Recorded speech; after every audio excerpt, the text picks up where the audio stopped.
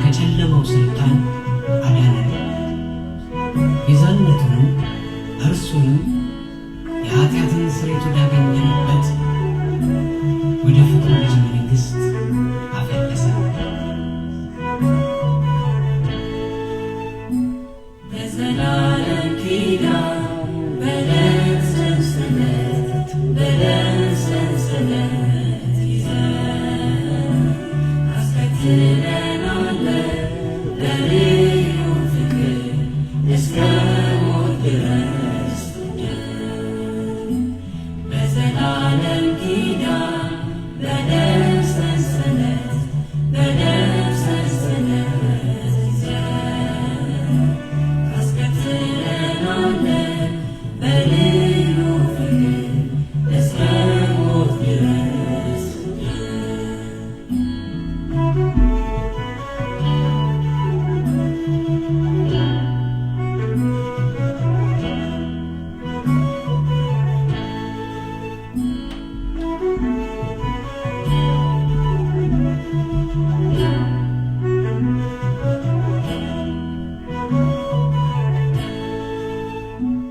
የጨለማው ሌሊት የከበበን መከራ ያስጨነቀን ጠላት ከእንግዲህ አያወራ።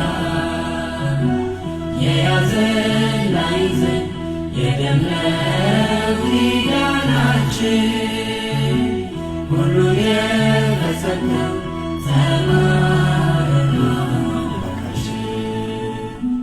በዘላለም ኪዳን በደም ሰንሰለት ይዘን አስከትለናል በልዩ ፍቅር እስከ ሞት ድረስ በዘላለም ኪዳን በደም ሰንሰለት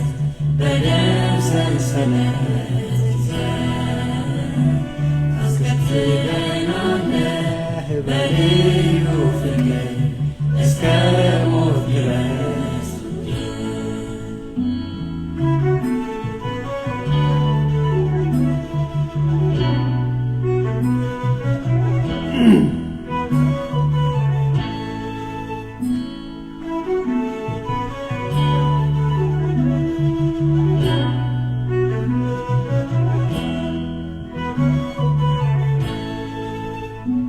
እውነትና መንገድ ሕይወት የማትጠፋ የፍቅር መኖሪያ ልባችንን ያሰፋ ደጃችንን ዘግተን አሜን ነው በእንባ ሙላት የፍቅር ምርኮኞች አድኑን በዘላለም ኪዳን በደም ሰንሰለት ይዘን አስከትለናል በልዩ ፍቅር እስከ ሞት ድረስ በዘላለም ኪዳን በደም ሰንሰለት በደም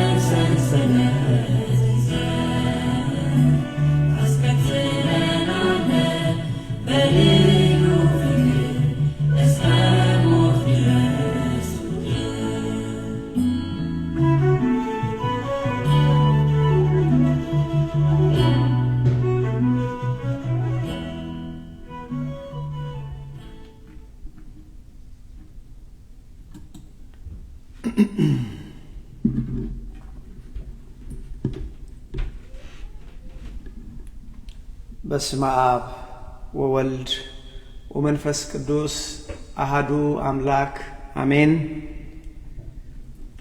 በክርስቶስ ወንድሞቼ እህቶቼ ሆናችሁ አሁን በቀጥታ በመስመር ላይ የማያችሁ በኋላም እግዚአብሔር አባታችን ወዶና ፈቅዶ ይሄን እግዚአብሔር ቃል የምትሰሙ ሁሉ ባላችሁበት ሰላም እግዚአብሔር ከእናንተ ጋር ይሁን።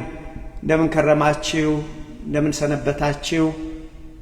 ይህን ቀን ይህን ንጋት የሰጠን የአባቶቻችን የቅዱሳን የነቢያት አምላክ የሐዋርያት አምላክ የጻድቃን የሰማዕታት አምላክ የእኛ ፈጣሪ የእኛ ጌታ ልዑል እግዚአብሔር ስሙ ከአጽናፍ እስከ አጽናፍ የከበረ የተመሰገነ ይሁን።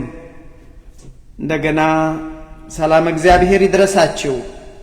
አባቶቻችን አምላክ እግዚአብሔር ወንድሞቼ በመካከላችን ሆኖ ምድራዊ ያልሆነ ሰማያዊ የሰው ያልሆነ የእሱን ሐሳብ እንዲገልጥልን እንዲያስተምረን የእሱ ቅዱስ ፈቃድ ይሁንልን።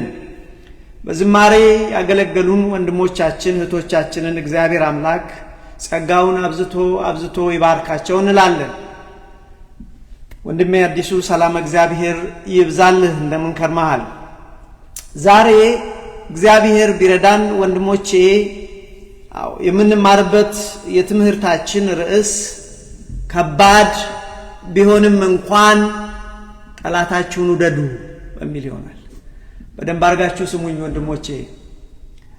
እግዚአብሔር ያለው ጠላታችሁን ውደዱ ነው። እኔ ግን ይህንን ርዕስ ስሰጠው ከባድ ቢሆንም ለምን ራሴ በዚህ ሕይወት ውስጥ ምን ያህል እንደምነሳ ምን ያህል እንደምወድቅ ስላየሁት ለዚህ ነው ምናልባት ለትምህርታችን ለመረዳት ያስችለናል በሚል እኔ ነኝ ከባድ ቢሆን እንኳ ያልኩት። እግዚአብሔር ግን ያለው ጠላታችሁን ውደዱ ነው። ዞሮ የትምህርቱ ርዕስ ጠላታችሁን ውደዱ ነው። ወንድሞቼ ከባድ ቢሆን እንኳን በእግዚአብሔር የማይቻል ነገር የለም። ግን ከባድ ቢሆን እንኳን ጠላታችሁን ውደዱ። ዛሬ እግዚአብሔር መንፈስ ቅዱስ እኔና እናንተ ልጆቼ ጠላታችሁን ውደዱ ይለናል። አያችሁ፣ ጠላታችሁን ውደዱ ይላል። ይገባኛል። ይሄ ትምህርት በጣም ከባድ ትምህርት ነው። ምን ያህል ከራሴ ጋር እንደታገልኩ እኔም አውቀዋለሁ። ለምን እንደማንም ሰው በዚህ ፈተና ውስጥ ስወድቅ ስነሳ ስለምውል በየቀኑ። እግዚአብሔር ግን እኔና እናንተን በዚህ ንጋት ምንድነው የሚለን? ልጆቼ ጠላታችሁን ውደዱ ይለናል። ወንድሞቼ ያለንበትን ዘመን በደንብ አድርጋችሁ ይዩት። በዚህ ዘመኑ ምን አይነት ዘመን ነው? በውኑ ጠላትን መውደድ የሚያስችል ዘመን ላይ ነን? ይህንን ማነሳው አይደለም ጠላት የገዛ ቤተሰቦቻችን ወዳጆቻችን ጋር እንኳን ያለን ግንኙነት ምን ያህል ነው? ፍቅራችን ምን ያህል ነው? ለዚህ ነው ከባድ ቢሆንም እንኳ ጠላታችሁን ውደዱ። ወገኖቼ ከምን ጊዜው የበለጠ ፍቅር የቀዘቀዘበት ዘመን ነው። ይሄ ስለ ጠላት አይደለም ማወራው። ከቤተሰባችን ጋር ስላለው ፍቅር ነው። ከጎረቤቶቻችን ጋር ስላለው ፍቅር ነው። ቤተክርስቲያን ስላለው ፍቅር ነው። በወንድማማቾች መካከል ስላለው ፍቅር ነው ማወራው። ምን ያህል ፍቅር እንደቀዘቀዘ እኔም እናንተም በውስጡ እንኖራለን እናውቃለን። ስለዚህ ዘመኑ ፍቅር እጅግ የቀዘቀዘበት ዘመን ነው። ይሄ ሊሆን ግድ ነው የእግዚአብሔር ቃል ስለሚል። ምን ይላል የእግዚአብሔር ቃል? በመጨረሻ ዘመን እጅግ አስጨናቂ ይሆናል፣ የሰው ሁሉ ፍቅር ይቀዘቅዛል ነው። ስለዚህ obviously it's expected my friend። ስለዚህ ወገኖቼ ነጥቤ ምንድነው? ከርዕሳችን ጋር ምንድነው የሚያገናኘው ብትሉኝ ይቅርታ። ዘመኑ አይደለም ጠላቶቻችንን ልንወድ ወንድሞቻችን የገዛ ቤተሰባችን እንኳን መውደድ እጅግ ከባድ የሆነበት ነው። ሌተስ አድሚት እግዚአብሔር ደስ ይለዋል አድሚት ስናደርግ።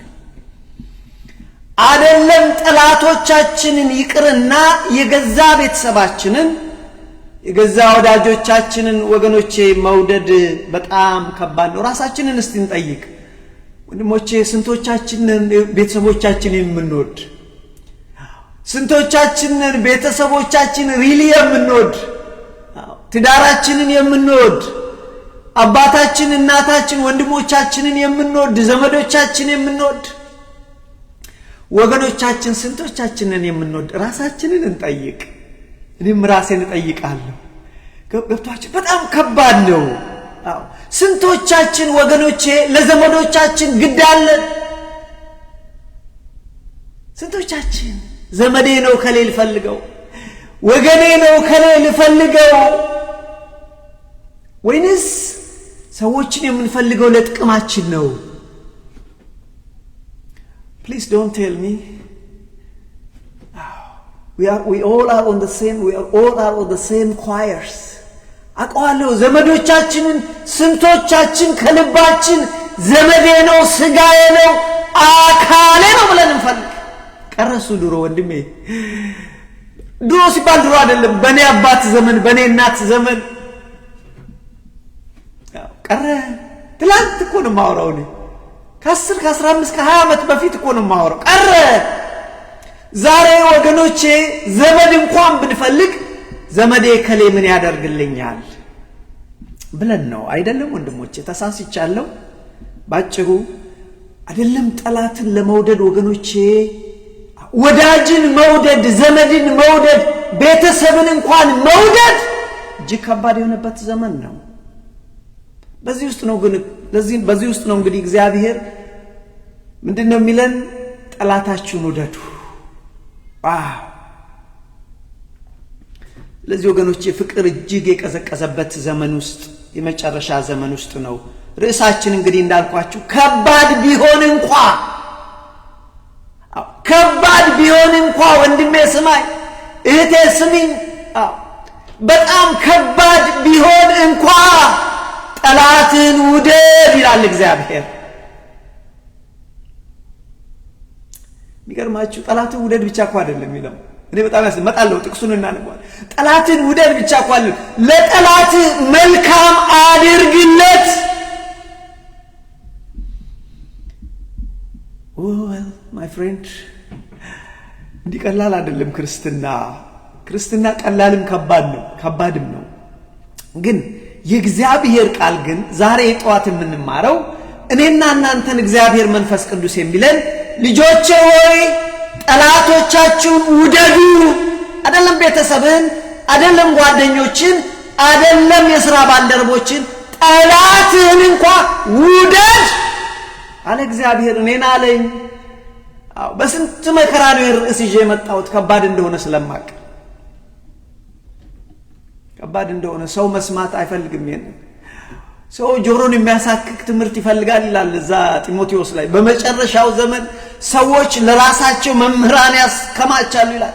እነዛ አስተማሪዎችም የሚያስተምሩት ጆሮን የሚያሳክክ ማለት ደስ የሚል ትምህርት፣ እነሱ መስማት የሚፈልጉትን ትምህርት ይላል። ለዚህ ነው ከባድ ትምህርት እንደሆነ ይገባኛል። ግን ወገኖቼ ቀብሬ ማስቀረት አልችልም፣ ፈርቼ ደበቅኩት ማለት አልችልም። እንደዛ እንደ ባለ መክሊቱ አይደል? ሰሞኑን አሁን የምንማረው ፈርቼ ደበቅኩ አለ። ያቺ አንድ መክሊት ያለው ሰው ፈርቶ እኮ ነው የሰውዬ። አትርፍ ተባለ፣ አገልግል፣ አትርፍ፣ ውጣ ውረድ አለ። ግን እሱ ፈራ። ጠፍቶ ደግሞ ጉድ እንዳልሆን ፈርቼ ደበቅኩ። ግን ይገርማቸዋል፣ ከተጠያቂነት አልዳንም። ለዚህ ነው ወገኖቼ እኔም ደግሞ ፈርቼ እንዳልደብቅ ርዕስ ይዤ መጣሁት። ስለዚህ እግዚአብሔር ምን ይለናል? ልጆቼ ጠላታችሁን ውደዱ። በነገራችን ላይ የዚህ ትምህርት ዓላማው ምንድነው? እስጢፋኖስ what's your point ብላችሁ ብትሉኝ ወገኖቼ ዓላማው ሁለት ነው። አንደኛ በአጠቃላይ የፍቅር ህይወት ይኑረን ወንድሞቼ። በቀረው ዘመን የፍቅር ህይወት ይኑረን። በአጠቃላይ ለቤተሰባችን የፍቅር ህይወት ይኑረን። ለአባት ለእናታችን፣ ለወገኖቻችን፣ ለዘመዶቻችን ፍቅር ህይወት ይኑረን። ለጎረቤቶቻችን አብረናቸው ለምንሰራ የፍቅር ህይወት ይኑረን። በአጠቃላይ ለሰው ልጆች በቀረ ዘመናችን ወገኔ የፍቅር ህይወት ይኑረን። Did I say it is easy? No, I did not. ማን ነው ኢዚ ነው ያለው? ምን ኖረው እኮ ስኮርፒዮ ያለ ጊንጥ የሆነ ዓለም ውስጥ እኮ ነው ምን ኖረው። ሰው ሁሉ ሊነድፍ የተዘጋጀ ዓለም ውስጥ እኮ how is that easy? ስለዚህ የትምህርቱ ዓላማ ምንድነው? በአጠቃላይ የፍቅር ህይወት ይኑረን። ወንድሞቼ ሌላ ይዛችሁ ባትሄዱ እግዚአብሔር ከኔና ከናንተ የሚፈልገው በቀረ ዘመናችን ሌላ ነገር አይደለም። የፍቅር ህይወት ይኑረን። አንድም እሱን እንድንወድ እግዚአብሔርን በፍጹም ልባችን በፍጹም ኃይላችን፣ ሁለትም ወገኖቼ የሰው ልጆች በእግዚአብሔር አምሳያ የተፈጠሩ የሰው ልጆች እንድንወድ ነው። አያችሁ። ስለዚህ ወገኖቼ የትምህርቱ ዓላማ ምንድነው ብላችሁ ብትጠይቁኝ በአጠቃላይ የፍቅር ህይወት ይኑራችሁ። ሁለተኛው ጠላታችንን ጭምር እንድንወድ ለማሳሰብ ነው። ምናልባት ይሄ የረሳነው ርዕስ ነው። ብዙም የማንሰማው ርዕስ ነው። እኔም ለብዙ ጊዜ የሸሸሁት ርዕስ ነው። ግን እግዚአብሔር ምን ይላል? ጠላታችሁን ውደዱ። ስለዚህ ይህን ለማሳሰብ ነው የትምህርቱ ዓላማ። በነገራችን ላይ እንዳልኳችሁ let me be honest፣ ጠላትን መውደድ ከባድ ነው። የጎዳንን ሰው መውደድ ከባድ ነው። ወይም አሁንም የሚጎዳን ሊጎዳን የተዘጋጀን ሰው መውደድ ወንድሞቼ ከባድ ነው። ጠላትን መውደድ ከባድ ነው። ለዚህ ነው እኔም እንኳን ርዕሱን ሳዘጋጅ ምንም እንኳን እግዚአብሔር ጠላትን ውደድ ቢልም ከባድ ቢሆን እንኳን ያልኩት ለዚህ ወንድሞቼ ከባድ ቢሆን እንኳን ጠላታችንን እንውደድ። ለምን ወንድሞቼ? ሁለት ምክንያቶች አሉ። እቺን ብትይዙ ሊደስ ይለኛል። ጠላታችንን ለምን እንወዳለን? ሃርድ የሆነ ከባድ የሆነ እንዴት አይደል ለምን እንወዳለን? አንደኛ የምንወደው ለራሳችን ጥቅም ነው። ልብ በሉ፣ ጠላትን መውደድ ለጠላታችን ከሚጠቅመው ይልቅ ለኛ ይጠቅመናል። ስለዚህ ጠላታችን የምንወደው ለራሳችን ስንል ነው። የሚገርማችሁ ጠላታችንን መውደድ በምድርም ይጠቅመናል፣ በሰማይም ይጠቅመናል። ብዙዎቻችን እናሻግረዋለን ማለት ይሄ ርዕስ ሲመጣ የምንጠላውን ሰው እናውቃለን። ጠላት ብለን ያልነው ሰው አለ። እኛ ጣይኔ እኮ ጠላት አለውም ግን አልወደውም። I don't want to even talk to that. I don't want to talk to him. I don't want to talk to her. ላወራው ላናግረው አልፈልግም። ጠላቴ አይደለም፣ እኔ ለሱ ቂም የለኝም እንላለን። ይሄ ማሻገር ይባላል። እግዚአብሔር ግን ያለን ጠላትን ውደድ መልካምን ማድረግለት ወንድሜ። ስለዚህ መልካምን ማድረግለት የሚል አለ ከኋላው። በኋላ መጣለው ጥቅሱን ማንበብ አይቀርም። ስለዚህ ወንድሞቼ ከባድ ነው። አዎ ጠላትን መውደድ ከባድ ነው። ግን እግዚአብሔር አለን። ስለዚህ ለምን ያስፈልጋል? ለምን ብለን ብንል ለራሳችን ነው ጥቅሙ። ከጠላታችን ይልቅ ጠላታችንን መውደድ ጥቅሙ ለራሳችን ነው። በዚህ ምድርም ይጠቅመናል፣ በኋላም በሰማይ ይጠቅመናል። በዝርዝር ገና መጣበታለሁ። አያችሁ፣ ጠላታችንን መውደድ ጥቅሙ ለኛ ምንድነው ብለን ብንል አንድም የእግዚአብሔር ልጆች እንሆናለን። የእግዚአብሔር ልጆች እንባላለን። እሱ እኮ ወገኖቼ ጠላቶቹ ሆነን ሳለን እግዚአብሔር ከትልቁ ፍቅሩ የተነሳ ወደደን። ወዶም እኛን ምን አለን? ጠላታችሁ ውደዱ እኔ እናንተን እንደወደድኩ ጠላታችሁን ውደዱ አለ። there is no escape። ሳያደርገው አይደለም አደረገ። እሱ ጠላቶቹ ሆነን ሳለን በልጁ በኢየሱስ ክርስቶስ ሞት እንኳን ታረቀን እግዚአብሔር። ስለዚህ ወገኖቼ ጠላታችንን መውደድ አንድም በምድርም በሰማይ በምድር ስንል ከጠላታችን ጋር እርቅ ስንፈጥር ቢያንስ የሰላም እንቅልፍ እንወዳለን፣ እንተኛለን፣ እንወስደናል።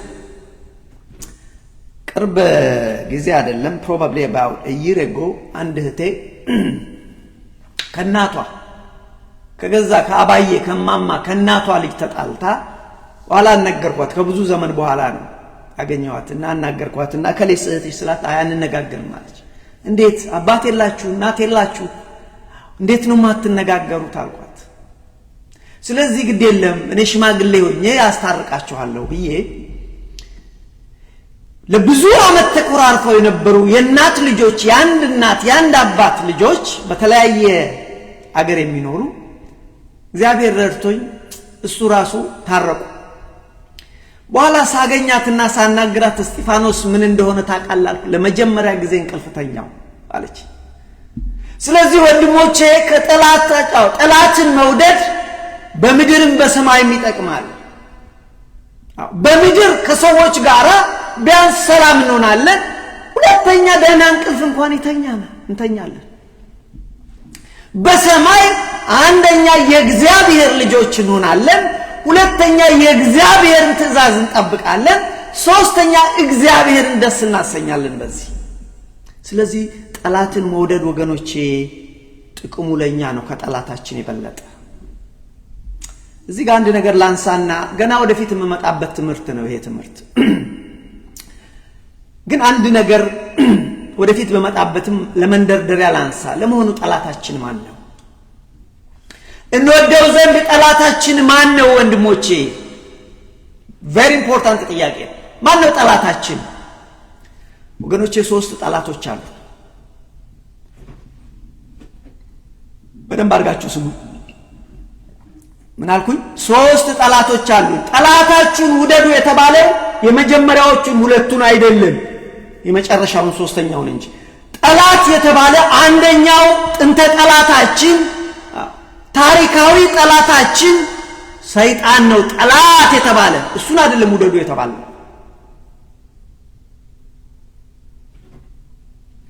ሁለተኛው ጠላታችን ወገኖቼ ዓለምና ዓለማዊነት።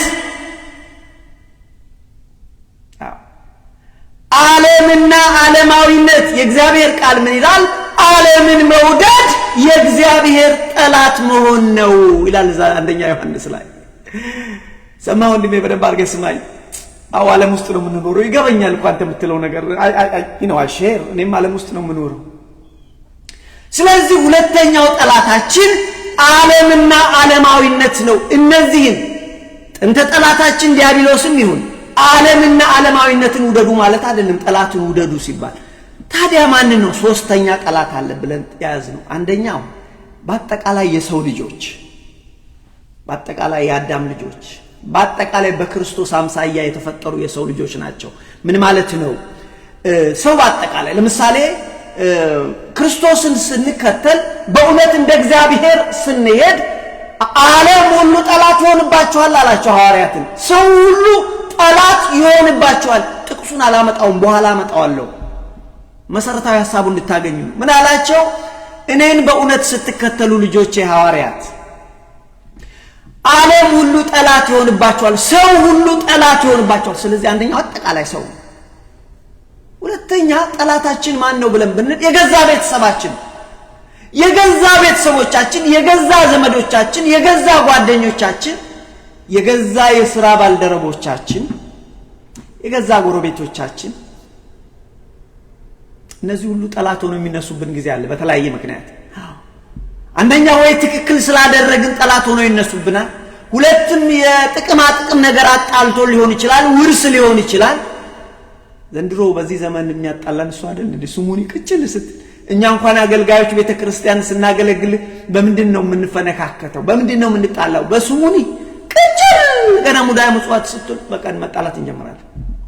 ዞሮ ዞሮ የሆነ ነገር ያጣላናል። ስለዚህ ማናቸው? ሁለተኛው አንደኛው አጠቃላይ ሰው ልያቸዋለሁ የሰው ልጆች፣ ሁለተኛው ቤተሰቦች፣ ጓደኞች፣ ጎረቤቶች፣ የሥራ ባልደረቦች ወይም የክርስቶስ ወንድሞቻችን በክርስቶስ ወንድሞች የሆኑ ወይም ደግሞ ከኛ እምነት ውጪ ያሉ በእምነት ከኛ የማይመሳሰሉ የሌላ ሃይማኖት፣ እነዚህ ሁሉ ጠላቶች ካቴጎሪ ውስጥ አሉ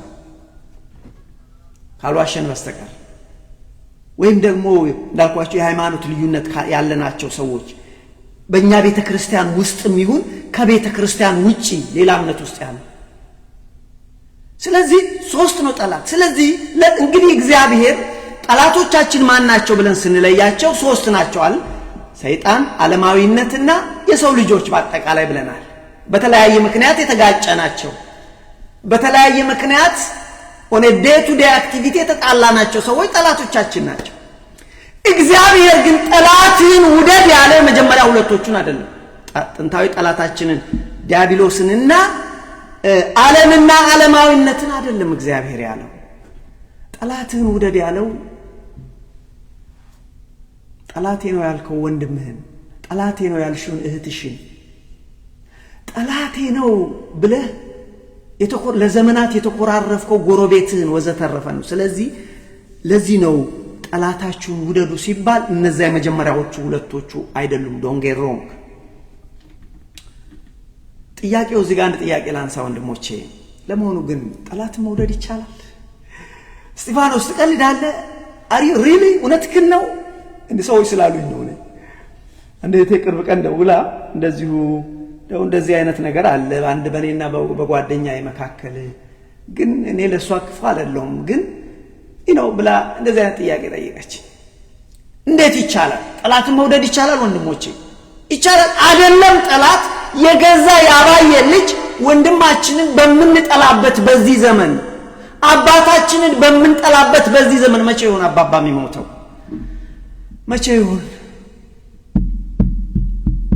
ይሆን አባባ የሚሞተው ብለን አይደል እንደምንጠብቀው? ወይም ደግሞ እኮ ቁጭ ብለው እናትና አባታችን እንትናን አላያችሁትም እንዴ? በስንቱ የሚለውን ኮሜዲ ሾው ምን አለ እነዚህ ቤት ግማሹን ከፍለው ቤተሰቦችሽ ቤታቸውን ቢሸጡት this is a generation this እንዲህ ነን ሁላችን። ያኮ ኮሜዲው እኮ እኛ እኮ ምናስበውን እኮ ነው ያደረጉት። ስለዚህ አባታችን መቼ ቢሞትልን፣ እናታችን መቼ ሞታ ንብረቱን በተካፈል አይደለም እንዴ? ታዲያ በዚህ ውስጥ ሆኖ ጠላትን መውደድ ይቻላል ወንድሞቼ? መልሱ ወገኖቼ ጠላትን መውደድ ይቻላል ወይ ለሚለው ጥያቄ በስጋ አይቻልም። በስጋ አይቻልም ወንድሞቼ፣ በስጋ ኃይል አይቻልም። በስጋ ኃይል ከባድ ነው። ነገር ግን ለእግዚአብሔር ሁሉ ይቻላል። በመንፈስ ቅዱስ ግን ይቻላል። በእግዚአብሔር ግን ይቻላል። ከፍ ካልን ወደ ሰማይ ወደ እግዚአብሔር ይቻላል። መልካችን ክርስቶስን እስካበራ ግን ይቻላል። እንደ ክርስቶስ ከሄድን፣ እንደ ቅዱሳን ከሄድን ግን ይቻላል። ቅዱሳን አድርገውታል። ክርስቶስ አድርጎ አሳያቸው ጠላትን መውደድ። ቅዱሳን አደረጉት አይደል ወንድሞቼ? ራሱ ክርስቶስ ጠላቶች የተባሉትን እስከ ሞት የወሰዱትን የሚያደርጉትን አያውቅምና አባቶ ይቅር በላቸው ነው። አባቶ ይቅር በላቸው ሲገሉት እኮ ነው አያችሁ። ስለዚህ ቅዱሳንም ተነስተው ለምሳሌ ታላቁ ሊቀ ዲያቆናት እስጢፋኖስ ምንድነው ያደረገው? በድንጋይ ሲወግሩ ጠላቶቹ በድንጋይ አናቱን እያፈረሱ ወደ ሰማይ ሆነው አባቶ ይቅር በላቸው፣ አባቶ ይቅር በላቸው። ይቻላል። አዎ በስጋ አይቻልም፣ በመንፈስ ቅዱስ ይቻላል። ከፍ ስንል ከምድር ከዚህ ከዓለምና ከዓለማዊነት ከፍ ስንል እንደ እግዚአብሔር ሐሳብ ስንሄድ፣ በቅዱሳን ፈለግ ስንሄድ፣ በቅዱሳን መንገድ ስንሄድ ይቻላል። ይቻላል። አያችሁ? ሌላው ይቻላል። አዎ ይቻላል። የሚቻለው እንዴት ነው? ሚስጥሩን ስንረዳ ይቻላል። ይሄ የእግዚአብሔር ሐሳብ ሲገባ፣ ጠላታችሁን ውደዱ ያለው የእግዚአብሔርን ሐሳብ ስንረዳው ይቻላል። ዓላማው ሲገባ፣ እግዚአብሔር ለምን እንዳለን ሲገባ። ምን ማለት መሰላችሁ? የእግዚአብሔር ልጆች ትሆኑ ዘንድ ጠላታችሁን ውደዱ እኮ ነው ዓላማው። ስለዚህ እግዚአብሔር ልጅ መሆን የማይፈልግ ሰው አለ? እሱ ደግሞ ጠላታችሁን ውደዱ ሲለን መጀመሪያ እሱ ወዶ አሳይቶን ነው። ወዶ አሳይቶን ነው። እኛ ጠላቶቹ ሆነን ሳለን ወገኖቼ እኛን ወዶን ነው። እግዚአብሔር አንድም ምክንያት እንዳይኖረን ያደረገው። ስለዚህ ይቻላል ጠላትን መውደድ። አዎ ሚስጥሩን ስንረዳ ይቻላል። የእግዚአብሔርን ሐሳብ ስንረዳ ይቻላል። እግዚአብሔር ለኛ ያለውን ዓላማ ስንረዳ ይቻላል። በተለይ ደግሞ ወገኖቼ ጠላትን መውደድ ለኛ ያለውን ጥቅም ሲገባን ይቻላል። ለኛ ቅድም ብያቸዋለሁ፣ ምድራዊ ጥቅም አለው፣ ሰማያዊ ጥቅም አለው። ጠላትን መውደድ ከጎረቤቴ ጋር ተጣልቼ በጠላትነት ስኖር ሁሌ እንቅልፍ የለም። በርቋ ያለ ጊዜ እየጠበቅን ነው የምናድረው። በሰላም ለመተኛ ከፈለክ ጠላትን ውደድ። በምድር ነው። እንደገና ደግሞ ጠላትን መውደድ፣ ጠላትን ስትወድ የእግዚአብሔር ልጅ ትባላለህ ነህ፣ የእግዚአብሔር ልጅ ትሆናለህ አላ። እሱ ያለውን ነው። እሱ ራሱ ያለውን ነው። ስለዚህ ወገኖቼ የእግዚአብሔር ሐሳብ ሲገባን፣ የእግዚአብሔር ዓላማ ሲገባን ጠላታችንን መውደድ ከባድ አይሆንብንም እና ጠላታችን መውደድ ለኛ ጥቅም ነው። ለጠላታችን ካለው ጥቅም ይልቅ ወንድሞቼ ስሙኝ፣ ጠላታችንን መውደድ ጥቅሙ ለኛ ነው በምድርም በሰማይ። ስለዚህ ሚስጥሩንና ዓላማው ከገባን እግዚአብሔር ለምን ጠላታችሁን ውደዱ እንዳለ ሚስጥሩና ዓላማው ከገባን ጠላትን መውደድ ወገኖቼ ይቻላል። አያችሁ። ስለዚህ የተነሳንበት ርዕሳችን ምንድነው? ጠላትን ውደድ። ከባድ ቢሆንም እንኳን ጠላትን ውደድ። በቃ ይሄ ነው። ይከብዳል። አዎ ይከብዳል። ሁሌ የሚጎነትልህን ሰው፣ ሁሌ ከአለቃህ ጋር የሚያጣላህን ሰው፣ ከስራ የሚያባርርህን ሰው እንዴት አድርጎ መውደድ ይቻላል? ከባድ ነው፣ ግን በእግዚአብሔር ይቻላል። አንድ እዚህ ጋር እንድትይዙልኝ የምፈልገው ነገር አለ። ጠላትን መውደድ የስሜት ጉዳይ አይደለም። እዚህ ጋር ያለመጎዳት፣ ልብ ላይ ያለመጎዳት ጉዳይ አይደለም። ተጎድተናል፣ ጠላታችን ጎድቶ። ጠላትን መውደድ ወገኖቼ የስሜት ጉዳይ ሳይሆን የውሳኔና የዓላማ ጉዳይ ነው።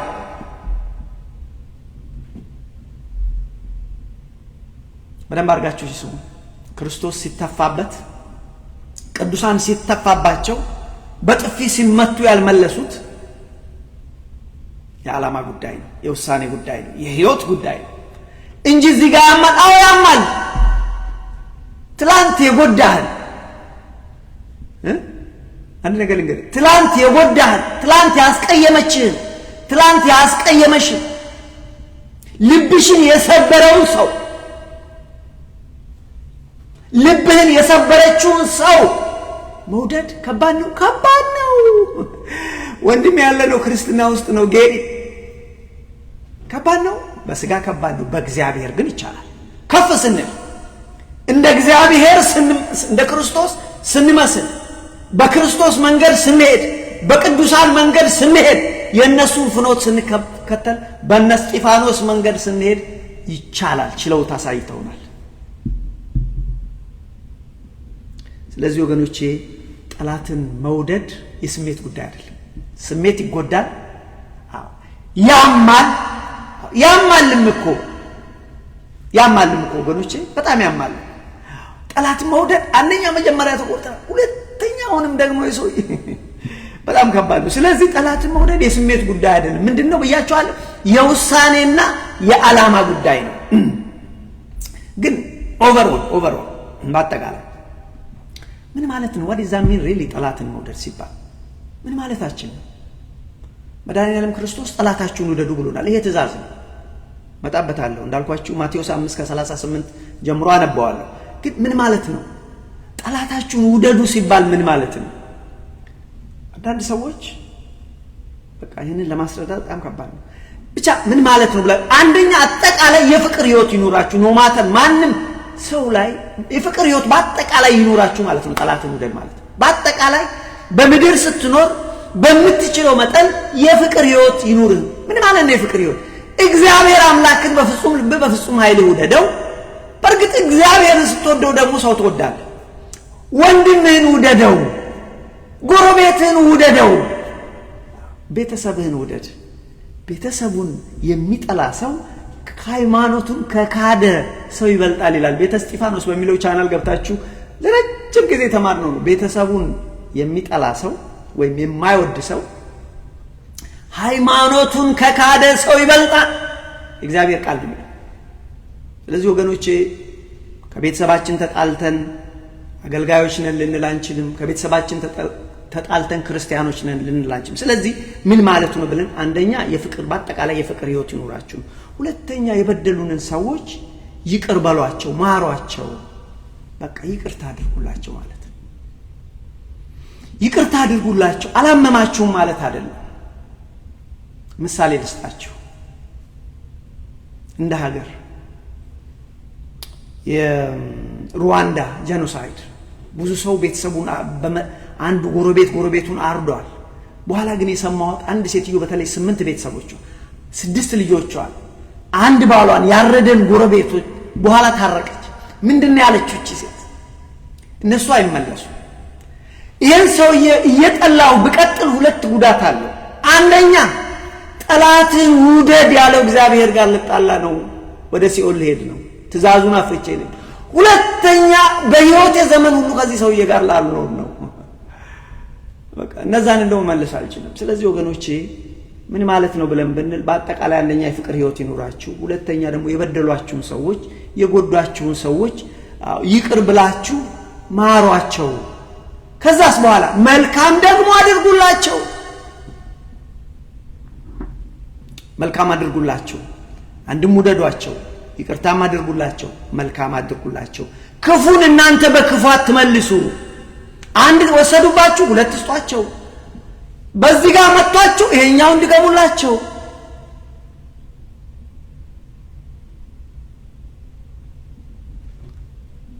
አይ መልካም አድርግላቸው ማለት ክፉን በክፉ አትመልሱ ክፉን ግን በበጎ መልሱ ቃሉን ላንብብላችሁ በድሮ ጊዜ ይላል በማቴዎስ 5:38 ጀምሮ ነው ማነብላችሁ እስከ 40 ሙሉ ቃሉን ጋር ገና መጣለው ግን እንደዚህ ይላል አይነ ስለ አይነ ጥርስ ስለ ጥርስ እንደተባለ ሰምታችኋል በድሮ ጊዜ አይንህን ያጠፋውን አይኑን አጥፋ ነበር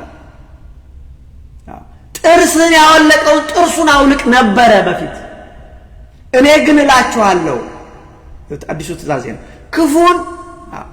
ክፉን አትቃወሙ ዳሩ ግን ቀኝ ጉንጭን በጥፊ ለሚመታ ሁሉ ሁለተኛ ደግሞ አዙርለት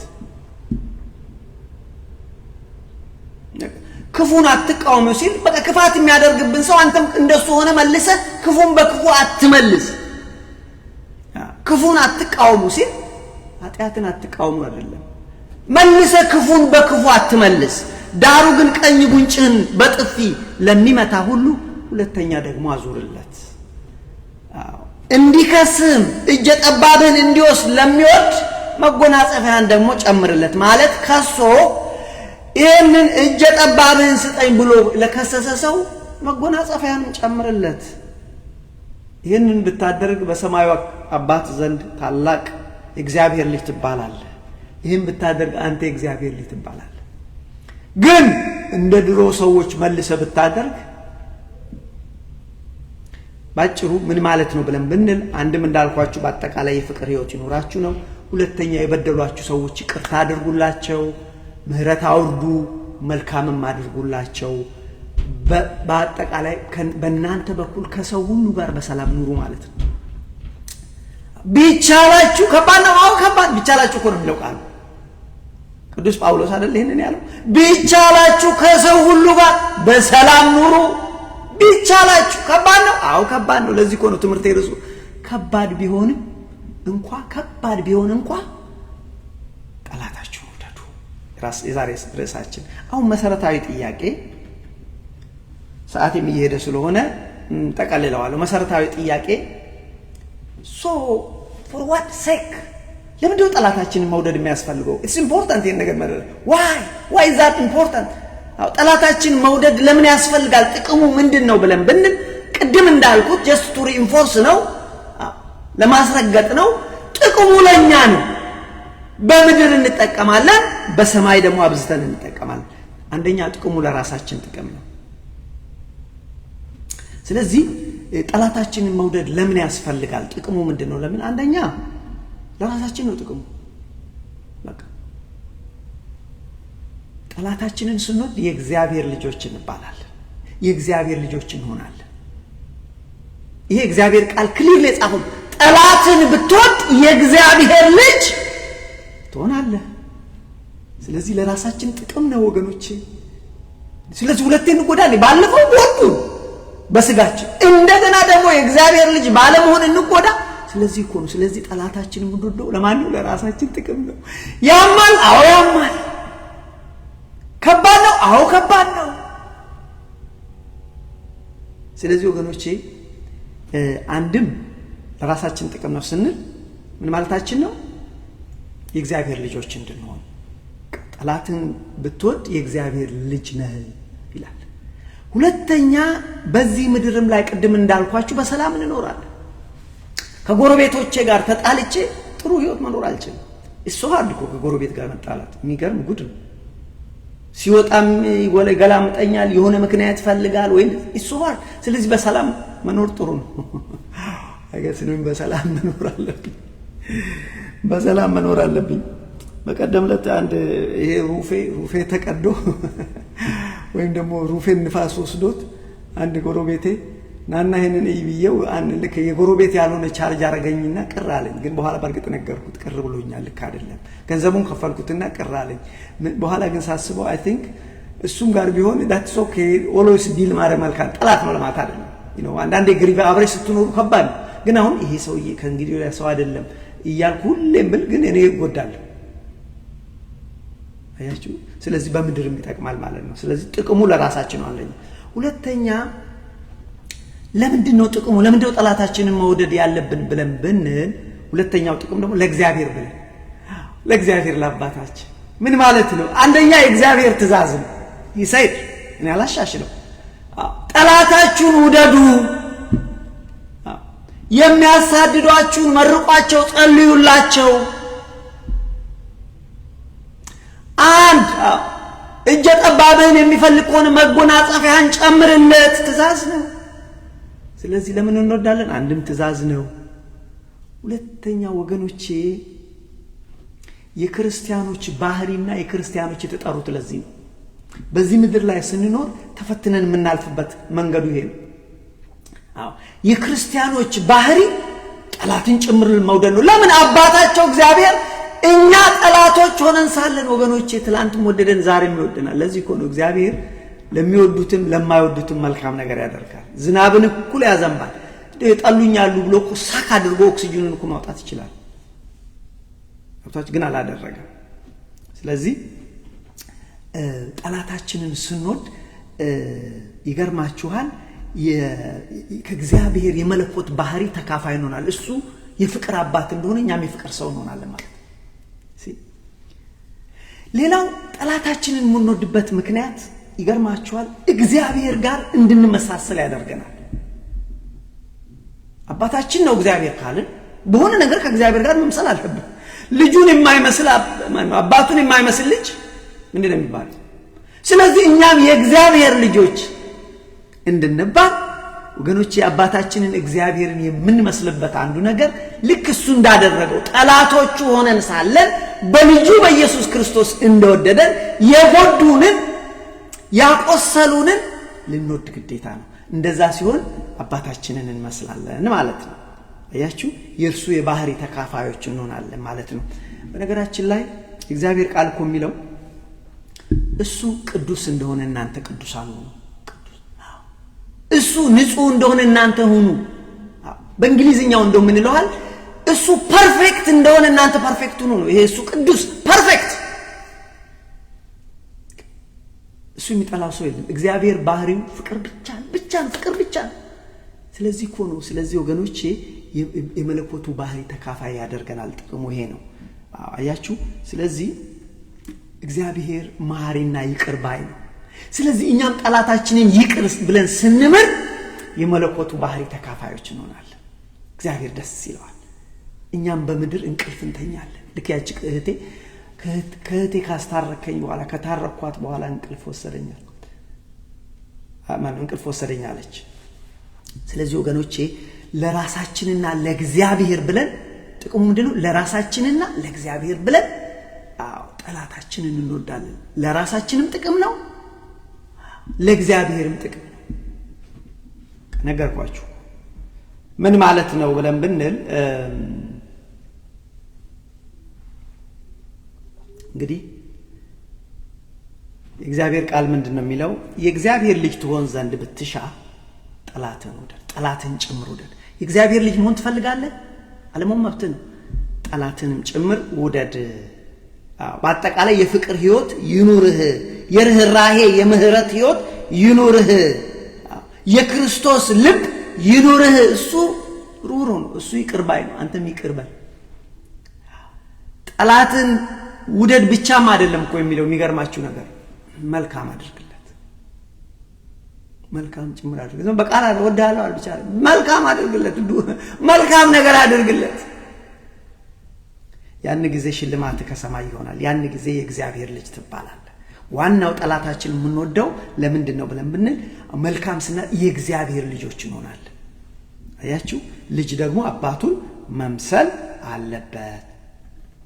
አያችሁ፣ የሚወዱንም ብንወድ ምን የሚወዷችሁን ብትወዱ ምን ጥቅም አላችሁ ይላል። ይህንንማ ማንም ሰው ያደርገዋል። የማያምንም ሰው አህዛብም እግዚአብሔርን የማያውቅ ሰው የሚወዱትን ይወዳል። ይሄማ ምንም ማለት አይደለም። በአዲስ ኪዳን ግን ምንድነው? ጠላታችሁን ጭምር ውደዱ ይላል። ላንብብላችሁና ልዝጋው። እንደዚህ ይላል፣ ጠላታችሁ ውደዱ የሚለው እግዚአብሔር ቃል። የእግዚአብሔር ልጆች ትሆኑ ዘንድ ጠላታችሁን ውደዱ፣ የሚረግሟችሁን መርቁ፣ ለሚጠሏችሁ መልካም አድርጉ፣ ለሚያሳድዷችሁ ጸልዩ። ማቴዎስ ጨርሻለሁ ወንድሞቼ፣ ጨርሻለሁ። ማቴዎስ ወንጌል ምዕራፍ 5 ከቁጥር 38 እስከ 48 አንብቦ እንደዚህ ይላል። ዓይን ስለ ዓይን ጥርስ ስለ ጥርስ እንደተባለ ሰምታችኋል። እኔ ግን እላችኋለሁ ክፉን አትቃወሙ፣ ማለት ክፉን በክፉ አትቃወሙ። ዳሩ ግን ቀኝ ጉንጭህን በጥፊ ለሚመታ ሁለተኛውን ደግሞ አዙርለት። እንዲከስም ወይም ከሶ እጀ ጠባብህን እንዲወስድ ለሚወድ መጎናጸፊያን ጨምርለት፣ ተውለት።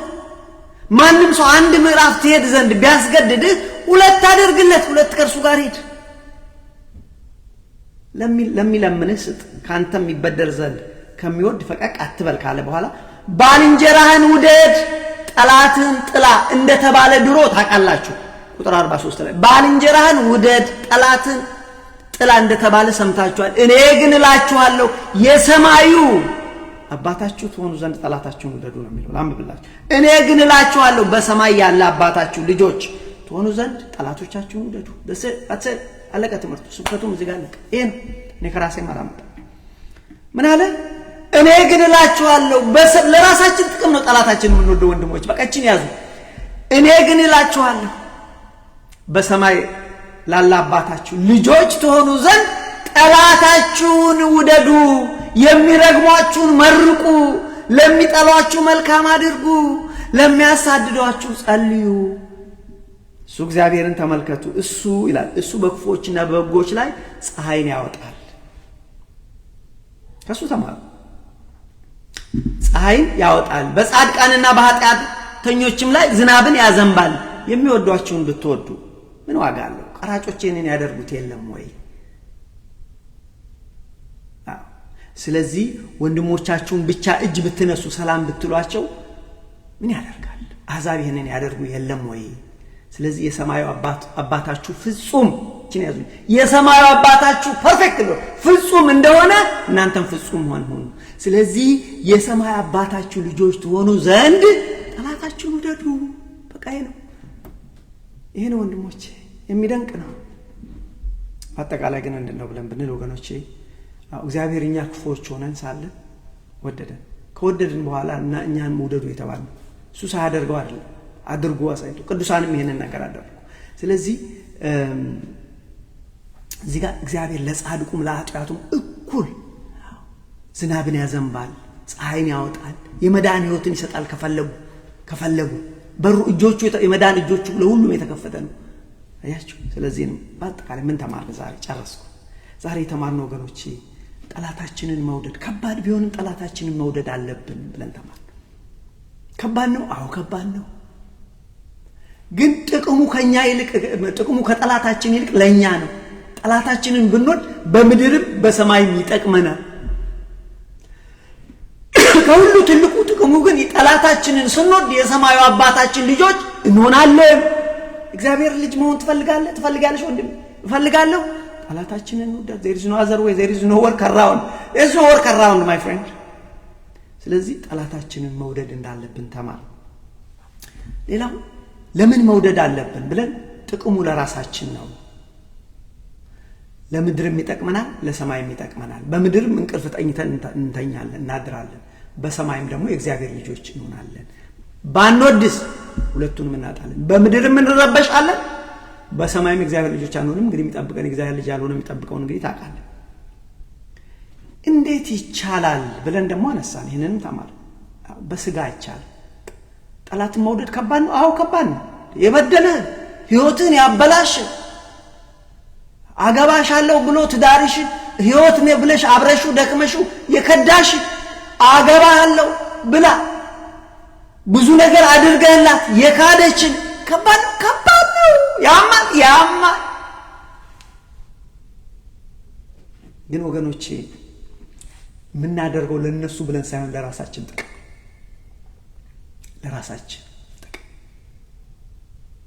ገብቷችኋል? ስለዚህ ለምን መውደድ እንዳለብን አየን። ግን ከባድ ቢሆንም በእግዚአብሔር ይቻላል። ምሳሌዎች አመጣን። ራሱ ክርስቶስን አመጣን፣ ቅዱሳንን አመጣን። ከምድር ከፍ ስንል ወደ እግዚአብሔር ስናድግ ማለት ነው። ከፍ ስንል ይቻላል። በመንፈስ ቅዱስ ስንሆን ይገርማችኋል፣ እግዚአብሔር ላይ ትኩረታችን ክርስቶስ ላይ ትኩረታችን ስናደርገው እዚህ ጋር ለትንሹን ጠላታችንን መውደድ ከባድ አይሆንም። ከፍ ብለናል። እኛ ከላይ ከፍ ብለን ስናይ በጣም ትንሽ ነች ችግሩ። እኛ እንኳን የቸገረን እዚህ ምድር ላይ ስለቀረን። ስለዚህ ጥቅሙ ለራሳችን ነው ብለን ተማር። ምን እናድርግ? ጨረስኩ ወንድሞቼ። ምን እናድርግ? በአጠቃላይ ከዚህ ትምህርት ውስጥ የምንወስደው አንደኛ እግዚአብሔር የሚለው የፍቅር ህይወት ይኖራችሁ። በአጠቃላይ በቀረ ዘመናችሁ ለእግዚአብሔር ኑሩ፣ የፍቅር ህይወት ይኖራችሁ። እግዚአብሔርን ውደዱ ከልባችሁ፣ አምልኩት ከልባችሁ። ጎረቤቶቻችሁ፣ ወንድሞቻችሁ፣ እህቶቻችሁ ውደዱ። ከዚህም አልፋችሁ ጠላታችሁን ጭምር ውደዱ። ዘመኑ እኮ ወንድሞቼ ጠላት የሚበዛበት ወዳጅ እኮ ያነሰን የሚሄድበት ዘመን ነው። ስለዚህ በጣም ጥንቃቄ ይጠይቃል። ስለዚህ በአጠቃላይ የፍቅር ህይወት ይኑረን ነው የተማርነው። ምን እናድርግ? ከባድም ቢሆን ግን ጠላታችንን ከዛሬ ጀምሮ እንውደድ። ከባድም ቢሆን ይቅርታ መጠየቅ ካለብን ይቅርታ። አንዳንዴ ከባድ ይውላችሁ፣ አንዳንድ ጊዜ ከባድ ቢሆንም ያልነው ለዚህ ነው እና አስቸጋሪ ቢሆንም ስፔሲፊክ ጥያቄ ካላችሁ ደግሞ መንፈሳዊ ወንድሞችን መጠየቅ ነው። ስለ ጥቅሙ ለኛ ነው ብለናል። ስለዚህ ለምን እናደርጋለን? ጥቅሙ ከጠላቶቻችን ይልቅ ለኛ ይሆናል። ደስ የሚለው ነገር የመጨረሻ መልእክቴ አልመሸም። ደስ አይልም ወንድሞች? እኔ ወደ እግዚአብሔር የተጠሩ ትልልቅ ወንድሞችም ታናናሽ ወንድሞችም እህቶችም አሉ። ዛሬ እነሱ እድል የላቸውም። እኔ ግን እድል አለኝ ለመታረቅ፣ መልካም ለመስራት። ዛሬ እኔ እድል አለኝ፣ እነሱ ግን የላቸውም። ሶ ሌት ናት ቢ ሌት እናይሆንብን።